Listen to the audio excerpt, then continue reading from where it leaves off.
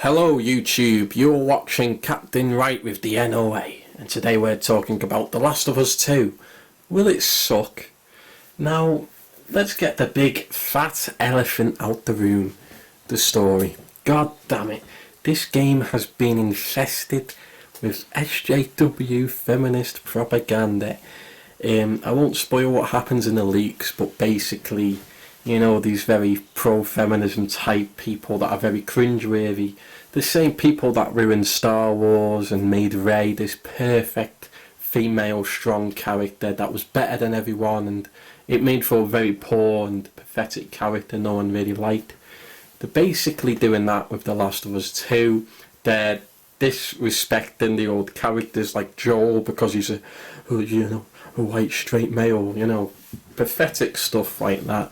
The story on its own sounds pretty bad, and if this was a movie I wouldn't watch it, but The Last of Us 2 is a video game, and from what I've seen of the graphics, the gameplay, and although the story sounds bad, the story trailers I've seen look great. This game looks awesome. But the story sounds terrible, and I hate this SJW filth. But the game looks great, Like, I love stealth games, and you get to crawl on the ground, and you're like hiding in grass, and you can upgrade your weapons. There's silencers for your guns, bow and arrows. I love stealth, and if this game is stealth focused as well as a zombie game where you're cracking open zombie skulls and shooting them, and the combat looks amazing, the graphics look good, the game looks brilliant in my eyes. It's just that the story sounds bad. But I'm thinking, there's a lot of games with, questionable things in them that when you actually play them you think, oh, it kind of makes sense, it's good when you play them. But if you heard out of context, let's say Trevor killed Johnny Klibitz, right, by kicking him in the head, I reckon a lot of people would be mad if they found that out before playing the game. Imagine in Metal Gear Solid 2, people found out you played as Raiden instead of Snake.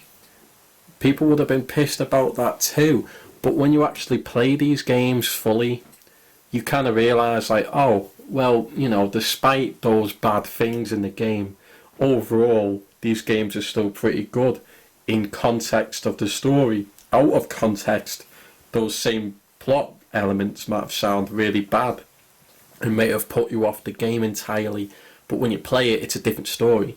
And I hope that is the case with The Last of Us 2. I hope, despite the SJW cringe, the story is still good. I hope it ain't as bad as Star Wars, and even if it is, even if the story is dog shit, the gameplay looks great, and I want to play a game for gameplay. That's why I play games. It's not a movie, it's a game. It's not a book, it's a game. A game where you control what happens and run around and shoot things. And, if the gameplay is genuinely quite fun and you've got a lot of things to do and it's engaging and addictive and it plays like the first game but better, then I'm going to be pretty happy with the gameplay aspect of the game. But right now I'm very cautious about buying The Last of Us 2. I'm going to wait for the reviews to come out, see what people think of the game first, see if it's really as bad as the leaks say. It might not be as bad in person, in context, etc. But if there's a lot of people saying this game sucks, don't buy it, then, I might buy it and skip the cutscenes. But, it's a game that certainly has piqued a lot of people's interest, and it's very controversial, and it's just one of these really interesting video game stories that you never really hear of. In fact, I don't think a whole game story has been leaked like this before, at least to my knowledge, So those are my thoughts on The Last of Us 2. The SJW cringe can go and fuck itself, but the gameplay looks good, so therefore I kind of want to try it just to see if the gameplay is worth it or not. Do you get what I'm saying? So anyway, you've been watching Captain Right with the NOA. See you guys next time, and feel free to subscribe. It really helps the channel grow. Much appreciated. See you later. Both my ebooks are now available on Amazon Kindle. The New Order of Alexandria is a dystopian sci-fi adventure full of violence, drama, with plenty of gunfights. Paranormal Homicide is a supernatural horror set in my hometown of Runcorn, a murder mystery with a sinister twist. Both of my books are 18 plus, so you never miss out on the dark and gritty details. Don't forget to follow our Facebook page, The New Order of Alexandria, for everything NOA.